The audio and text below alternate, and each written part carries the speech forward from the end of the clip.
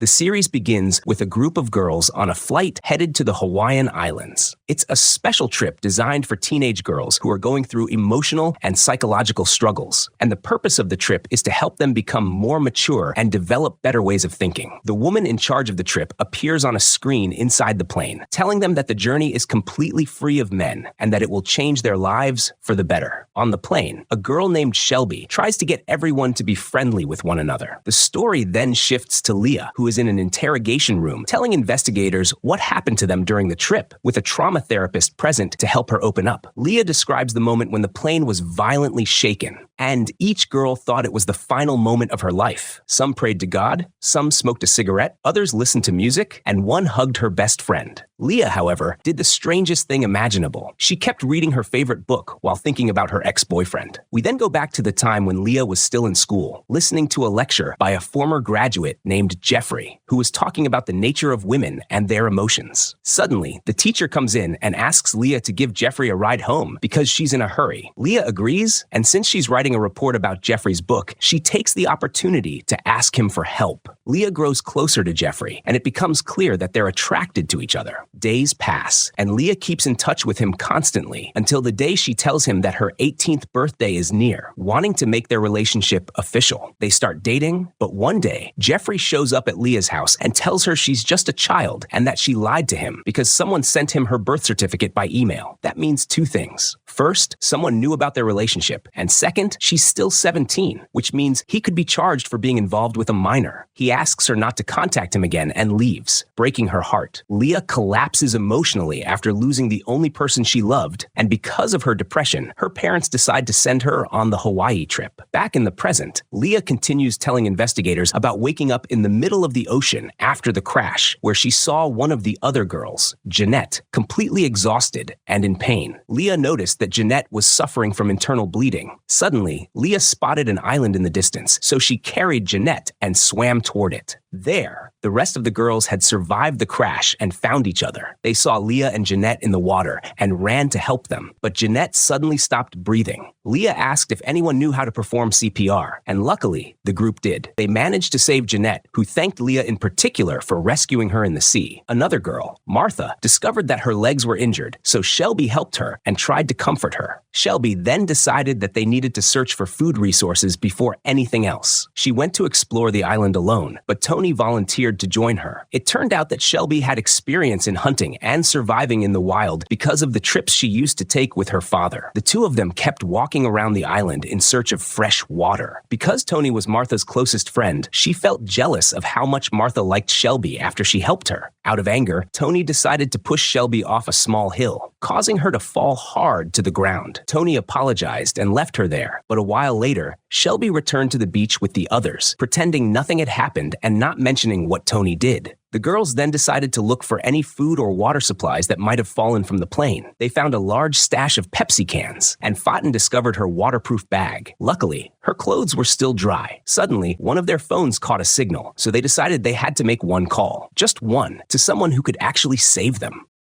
But each girl wants to call the person she knows without thinking, and the battery runs out while they're arguing with each other. Suddenly, Janette collapses to the ground, bleeding from her nose, and her life ends there. The group breaks down over Janette's death and decides to bury her. Leah continues talking with the investigator and says she's going to tell him something she's never told anyone before. After everyone fell asleep, she heard the sound of a phone, and she was the only one who heard it. The shocking part was that it was in Janette's pocket the whole time. What's strange is that Janette never mentioned she had a phone, but instead of calling someone who could actually help them, she decided to listen to her boyfriend Jeffrey's voice. Before she could say anything other than her name, the phone died. Leah asks the investigator if Jeffrey reported that she tried to contact him after the news of the crash, and she learns that he never told anyone because he was afraid for himself. Leah is devastated to realize that he literally sacrificed her life to save his own. Then the scene shifts to the headquarters of the company responsible for the flight. The woman in charge, Klein, arrives and is told by her assistant that Janette has died. Klein is shocked and rushes into a large control room filled with surveillance screens, revealing that there are hidden cameras all over the island monitoring the girls. It turns out that the plane crash and everything happening on the island were all part of a pre-planned experiment, except for Janette's death, which wasn't supposed to happen. The company staff assume Klein will shut down the mission, but she decides to continue. Her assistants obey without question, and the company sends an agent named Ethan with a bag containing medicine and food, which he drops at a short distance from the island. The girls find the bag and think it belongs to the pilot after discovering his ID inside. Back at the FBI interrogation center, it's now Rachel's turn to be questioned. The investigator asks her about her twin sister Nora, who was with her on the same trip. Rachel tearfully recounts her story before the trip, during the time she was preparing for the national swimming competition.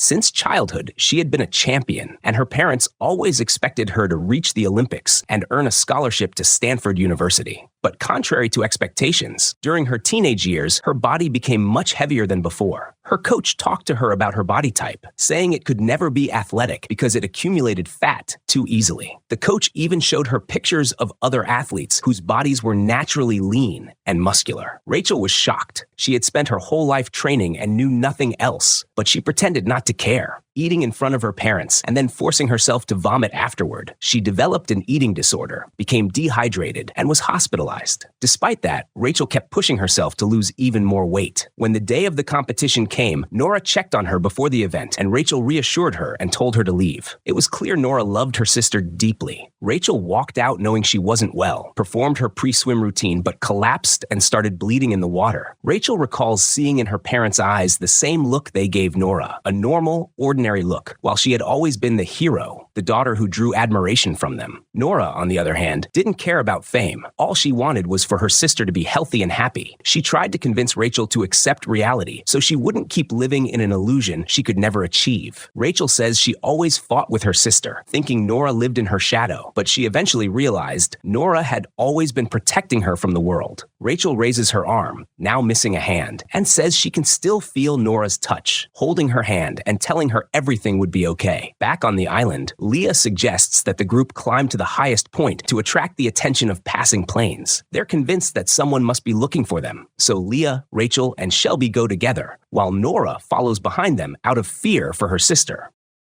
Dot gives them a mirror they can use to signal planes for help, and Rachel takes the mirror and leads the group since she's the only athlete among them. Along the way, Shelby becomes exhausted and wants to rest, but Rachel insists they're almost there. Shelby can't continue and sits on the ground, which makes Rachel lose her temper. She gets so angry that she throws the mirror. Leah quickly jumps to catch it, but can't reach it and nearly falls from a great height. Shelby and Nora manage to pull her back to safety, while Rachel stands frozen, unable to move. Afterward, Rachel argues with them angrily, saying she has a future waiting for her and that she's just stressed out. But now that the mirror is gone, there's no point in staying on the mountain. They decide to go back down and look for another way to signal for help. Meanwhile, at the company, Klein watches the live feed and notices that her staff are upset with her because of Janette's death. She tells them the reason they continued the mission was so Janette's death wouldn't be in vain. Then she asks her assistant to confirm that the supply bag arrived safely, and they watch the girls distributing the medicine and helping each other. Back at the interrogation room, Dot begins telling her story, how her life led her to the trip. She talks about her father, who used to be a football coach before he developed a severe lung disease that left him unable to move, relying on machines to breathe. Since his condition was terminal, the doctors advised that he stay at home with his family. A nurse named Matthew was assigned to care for him while Dot was at school. Matthew seemed to like Dot and tried to help her whenever he could. Dot took care of her father as best she could, helping him bathe and go to the bathroom. Her father, however, was emotionally broken, feeling helpless and guilty that his daughter had to give up her youth and happiness to care for him. When Christmas came, he gave Dot a gift, a ticket for the Hawaii trip, but she refused, saying she could never leave him. One day, her father's illness reached its final stage. He couldn't bear the pain anymore and asked Dot to give him an injection that would end his suffering. He was determined to take it, and she couldn't deny him his final wish. He passed away in her arms. 2 days later, Matthew came to check on her and handed her a card belonging to a woman who could help her avoid the child welfare services until she turned 18. He told her it was her father's last request and that he had promised to make sure she called the woman. Dot did call her to ask how she could help. Back on the island, Dot and Shelby search for a cave to take shelter in from the rain, while Nora, Rachel, and Leah go together to where the plane wreckage lies underwater, hoping to find something that could help them communicate with the outside world. Rachel is the best swimmer among them, while Leah isn't as skilled. But the two dive down to the wreck and find the black box, which contains recordings of everything that happened before and during the crash. Nora tells them that the black box is crucial for locating their position if they can get it to work. Rachel and Leah dive again to pull it out, but Leah can't hold her breath long enough and keeps resurfacing for air. Rachel gets frustrated and tells her they need to get back before sunset. During their final dive, Leah tries to surface for air as usual, but Rachel becomes so angry that she grabs her violently and nearly drowns her. Meanwhile, Dot and Shelby are walking through the island when Dot confides in Shelby that her boyfriend has been cheating on her. Shelby doesn't believe it, gets upset, and walks away. Moments later, Shelby screams for help. Dot runs toward her and finds a snake about to attack. Dot kills the snake and saves Shelby's life. She then admits she's not sure if the cheating rumor is true and that it might just be gossip. We flash back to Dot's school days, where she secretly sold some of her father's prescription painkillers to classmates for extra money.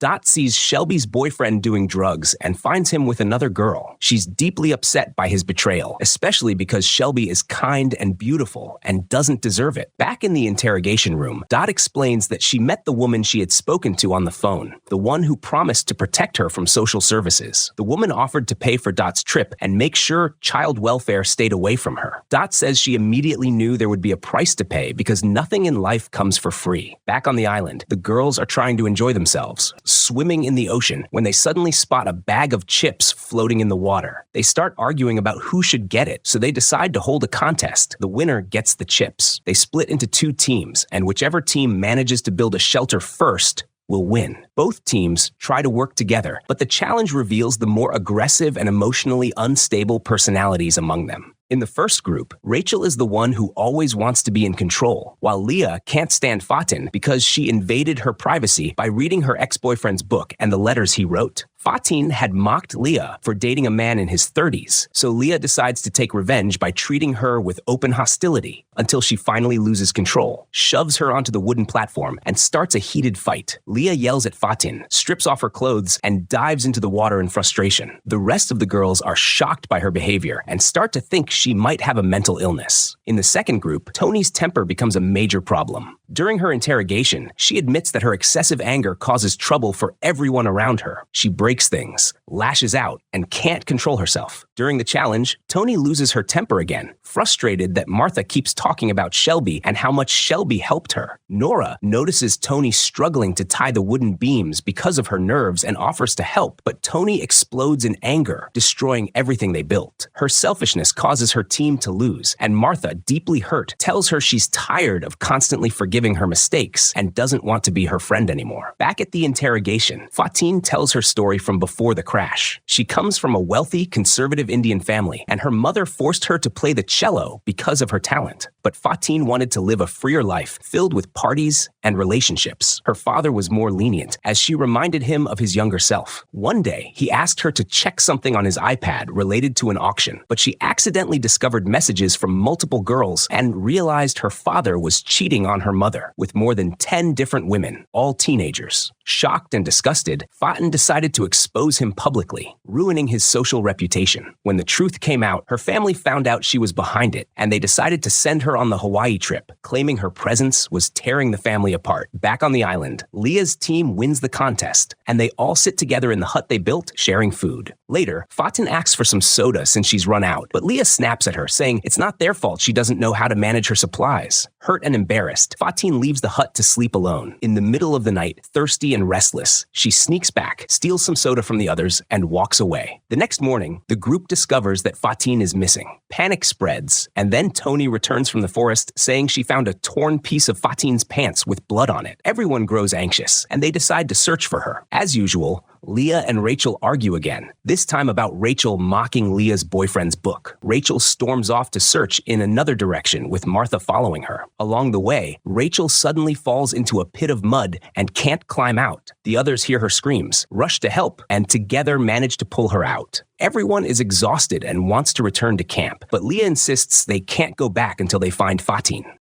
Leah is the only one determined to keep searching for Fatin, even though she still dislikes her. They keep moving through the forest until Fatin suddenly appears in front of them. Each girl yells at her out of fear and frustration, but Fatin asks them to calm down and leads them to a freshwater lake. The group is thrilled and considers her their savior. Fatin apologizes to Leah for being rude, and they reconcile and become friends. Meanwhile, Klein is contacting the families of each girl. Leah's parents call to check on her, and Klein praises Leah's progress, saying she has made new friends and is becoming a better person, assuring them that she'll return home completely changed. Everything happening on the island serves Klein's agenda. She promotes the project as a therapeutic retreat for troubled girls, offering activities and bonding experiences when in reality, it's a psychological experiment studying how rebellious girls change their behavior after experiencing hardship. Back on the island at night, the girls hear terrifying animal sounds. Dot explains that if they leave Janette's body too close to their camp, predators will smell it and attack them. They decide to move the body elsewhere and start digging, but the body is gone. Each girl offers her own theory about what happened, but the only logical one is that the tide must have taken it away. Everyone goes to sleep except Leah, who tells Fatin she doesn't believe the tide explanation. She remembers Janette's hidden phone, the sudden appearance of the medicine bag, and now the missing body. Leah feels everything is connected somehow, but she can't figure out how. Back at the interrogation facility, it's revealed that everything is staged. The girls are actually being held in a building that has nothing to do with the police. Klein herself arranged for the investigator and the psychologist to play their roles, pretending to be part of the girls' recovery phase. The setup also ensures that none of the girls will report anything after they're released. Klein's strategy is to keep them isolated from one another, so they won't compare stories or uncover the truth. Each girl is made to believe she's being genuinely interrogated. That night, the psychologist visits Leah privately and tries to get her to talk more about her emotions. Leah opens up about the most traumatic event she's experienced. Meanwhile, back on the island, Rachel successfully catches a large batch of oysters, and the group eats together, except for Shelby, who's vegetarian. Suddenly, everyone becomes sick with food poisoning. Shelby does her best to help, but suddenly disappears. Dot and Leah are the least affected, so Dot asks Leah to fetch the medicine bag from the forest. Leah retrieves it, but then spots Shelby walking toward an unfamiliar area. She drops the bag to follow her, not realizing it's not properly secured, and all the medicine spills out. Leah loses track of Shelby and returns to the bag, finding the pills scattered everywhere. She cries as she tries to gather them. When she returns to Dot, Dot checks the pills and realizes that the medicine she needs only had 2 tablets, but now there's just 1 left. Martha and Tony are the sickest. Tony is on the brink of death, so Dot gives her the pill, and she starts to recover. Later that night, Martha's condition worsens, and Leah, terrified, confesses that she dropped the pills in the forest and they might still find them. Dot gets furious, scolding Leah for being cowardly and only admitting it now. They go back together to search for the medicine and manage to save Martha. Back in the staged facility, the psychologist analyzes Leah's behavior, deliberately trying to make her afraid so she won't report what happened. He hints that their experiment could be seen as an indirect crime, successfully intimidating her. He then tells Leah she suffers from obsessive thinking and paranoia, meaning her imagination is so strong that it rejects logical explanations and instead creates irrational ones.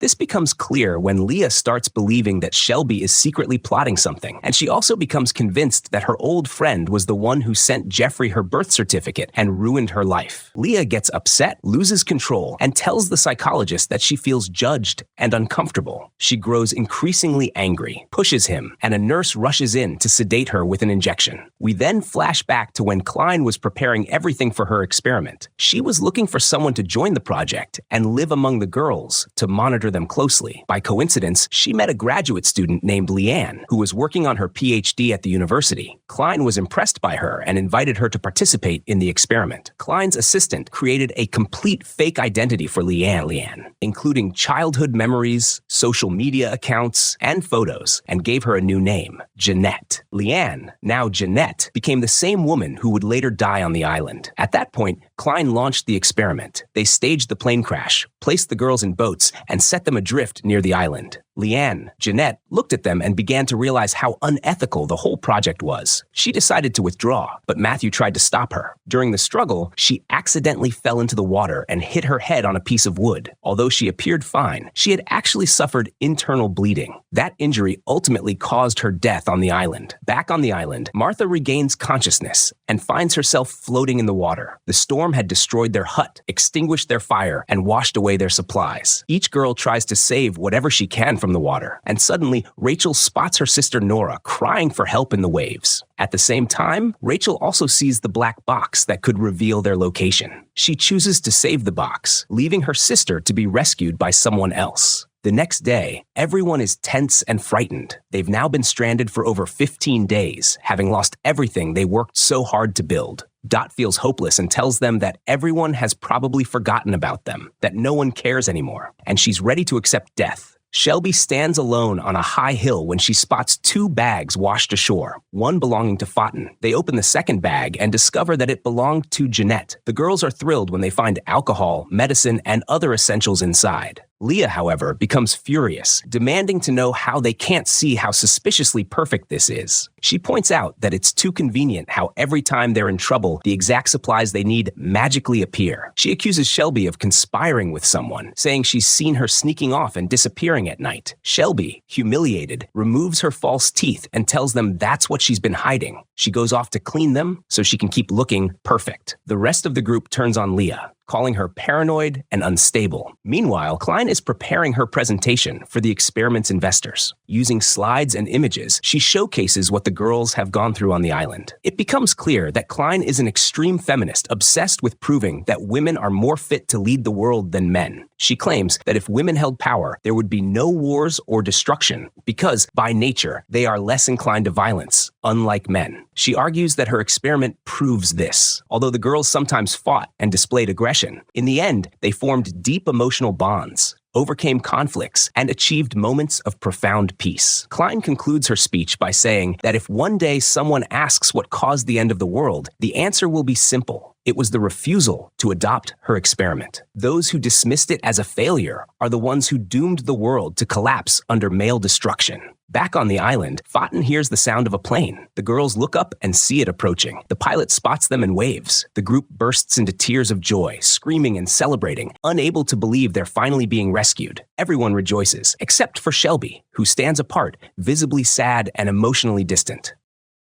At the holding facility, Shelby begins talking about her life, explaining that she comes from a deeply religious Christian family with extremely strict and unreasonable rules, one of which demanded that she remain perfectly pure. That ideal conflicted with who she really was and what she felt, which she constantly tried to deny because of her upbringing and her family's beliefs. One day, Shelby confessed her attraction to her friend Ian, who then told her parents. Shelby was publicly shamed in church, and her family punished her severely, refusing to even speak to her afterward. Desperate to regain their approval, Shelby cut off contact with Ian and told her parents that Ian had been the one who initiated everything. Ian, who was already struggling with mental health issues and had a history of suicidal thoughts, was devastated by Shelby's betrayal. After losing her closest friend, Ian took her own life. From that moment on, Shelby was never the same. She fell into a deep depression, and her parents eventually decided to send her on the Hawaii trip. On the island, Shelby is brushing her hair, but after so many days stranded, it has become tangled and ruined. Overwhelmed by mixed emotions and guilt, she breaks down and impulsively cuts off all her hair. That night, she sits alone until Leah approaches her, trying to comfort her. Leah stays by her side all night, and from that moment, they become very close friends. Back at the holding facility, Shelby refuses to continue speaking unless she can see Leah. The investigator and the psychologist protest, but Shelby insists. Eventually, they give in and bring her to Leah. As soon as she sees her, Shelby hugs her tightly and slips a piece of paper into Leah's shirt. We return to the island 6 days after the group spotted the plane. Their hope has started to fade. They now believe the pilot never reported seeing them. Leah's paranoia takes over. She becomes convinced the pilot is part of the conspiracy and falls into a deep depression, convinced there's a plot against them. Meanwhile, Nora is fishing while Rachel stands nearby, but Rachel refuses to touch the water. She knows she'll never achieve her dream of swimming again or getting the Stanford scholarship. Nora takes her to a high ledge and urges her to jump into the sea, reminding her that swimming is her passion and she can't abandon it. Rachel refuses to even dip her feet in until she sees Leah drowning after trying to end her life. off. Rachel dives in and saves her. The group sedates Leah to calm her and help her sleep. At the same time, Martha, Shelby, and Tony are searching the island for food. They come across goat droppings and decide to hunt it. But Martha, being vegetarian, refuses to harm an animal. She argues with them and storms off to look for fruit on her own. Suddenly, she sees the goat and hears Shelby and Tony nearby. She intentionally scares the goat away, and when Tony sees this, she gets furious, telling Martha that if they don't eat, they'll die, and that she clearly doesn't understand what it means to face death, the same death she'll be responsible for because of her stubbornness. Tony and Shelby leave to keep searching for the goat, while Martha stands alone, lost in painful memories. She remembers her childhood accident that left her unable to walk for a long time. Years later, she was summoned to testify in court against the doctor who treated her, who was later accused of sexually abusing his patients. Martha couldn't believe it. She was too kind, always seeing the good in people, and couldn't accept that he might have hurt her intentionally. Her mother suspected that something had indeed happened, but knew Martha's pure heart made it hard for her to face the truth. On the island, Martha remembers lying in court, saying the doctor never harmed her, and it becomes clear that she's still emotionally scarred by the abuse she repressed. Standing face to face with the goat, she finally decides to kill it, as if she's symbolically taking revenge on the doctor who violated her. Back at the isolation facility, the investigator is monitoring the girls through surveillance cameras. He becomes deeply affected by their psychological state and struggles to keep pretending. Klein enters and coldly mocks him, reminding him that she pays him a large sum of money and that she saved him from his life of addiction and alcoholism. Klein reminds the investigator that she made him play the role of the big brother figure he is now, and orders him to pull himself together and continue the experiment. She tells him to go through the box containing the girls' personal items and journals from the island to find anything that could be used against them, something that would keep their families from reporting the truth. The investigator tells her that the only thing he found is that Martha lied under oath in court, which could be used as leverage. Klein thanks him coldly and leaves. Back on the island, Leah wakes up from the sedative and starts wandering aimlessly, lost in thought. Suddenly, she hears Nora talking near a tree, saying, "They promised me the food shortage wouldn't last, and that none of them would be in danger, because Leah's suicidal and could die at any moment." It becomes clear that Nora is speaking to the experiment staff through the hidden surveillance cameras. Leah appears behind her and accuses her of being part of the conspiracy, saying she's the reason all of this is happening. But Leah is still disoriented and barely conscious, so Nora takes advantage of it, telling her she's hallucinating because of the sedative, and gently leads her away from the camera area. The next day, Nora sits by Leah's side until she wakes up. Leah wants to know what she remembers, but it turns out she recalls nothing from the night before. Exhausted and confused, Leah lies back down. Nora reassures her and later moves away from the group to write in her journal, noting that Leah doesn't remember anything. She holds the notebook toward the hidden camera so the company staff can see it and feel reassured. But then, in a new line, she secretly writes that she's not sure whether she can trust Leah or not. The staff watching the feed panic, worried that Leah might eventually expose the truth. Nora, terrified of what could happen, decides she has to make sure. She starts observing Leah constantly, following her every move. Eventually, she sees Leah heading into the forest toward the area where one of the cameras is hidden. Nora pretends she's just walking through the woods and casually moves toward the same spot. When she sees Leah approaching the camera, she calls out to distract her and leads her deeper into the forest. Leah follows her, unaware of the trap. Suddenly, Leah falls into a deep pit in the ground. She screams for Nora to help, but Nora stands at the edge, looking down at her. With a trembling voice, she apologizes and tells Leah that everything will be over soon, implying that this is the only way to keep the experiment from being exposed. Leah is shocked and keeps screaming, hoping someone will hear her. Then the story flashes back to when Nora was still in school and met a quiet, introverted boy named Dean, who reminded her of herself. They grew close and eventually started dating. One day, Nora introduced Dean to her sister Rachel, but Rachel told her he was strange and not right for her. Because her sister's opinion mattered more to her than her own, Nora decided to break up with him. Sometime later, she learned that Dean had died after being bullied at a boys' summer camp. Devastated, Nora decided to visit the boy responsible for Dean's death in prison. There, she met Klein, who asked why she wanted to visit her son. Nora showed her a picture of Dean and said she wanted him to see the innocent soul he had destroyed. Klein told Nora that violent crimes like that happen every year in boys' camps because of their obsession with the law of the jungle, the idea that the strong prey on the weak. She said these were the rules men love, the reason for the constant fear, chaos and suffering in the world. Klein explained that men control everything. They judge women, limit them, and make them hate themselves, their bodies, their dreams, and their ambitions. She told Nora to imagine a world without men, ruled entirely by women. Nora was fascinated by Klein's words, and the two agreed to meet again. During their next meeting, Klein invited Nora to become her partner in the Hawaii experiment, after Nora asked her to help her sister learn to accept herself and choose a life that truly suited her. Back at the holding facility, Leah goes to the bathroom and opens the paper Shelby gave her. Written on it are the words confirming all her suspicions were true. Leah decides to act smartly and starts calling out for someone outside the room. The investigator appears, and she asks him to open the door because she just needs some fresh air. He takes her outside the building and talks with her to calm her down, showing her a picture of his son to gain her trust. Leah tries to grab his phone, and they argue. She pleads with him to at least tell her where they are. He finally admits they're on a remote island off the coast of Brazil, but assures her they'll be leaving soon and that everything will be fine. Leah returns to her room and cleverly wedges a piece of paper in the door to stop it from locking. She keeps her hand pressed against the door until the investigator walks away. Later that night, she waits for all the lights to go out, then quietly opens the door and slips out. Suddenly, the alarm starts blaring.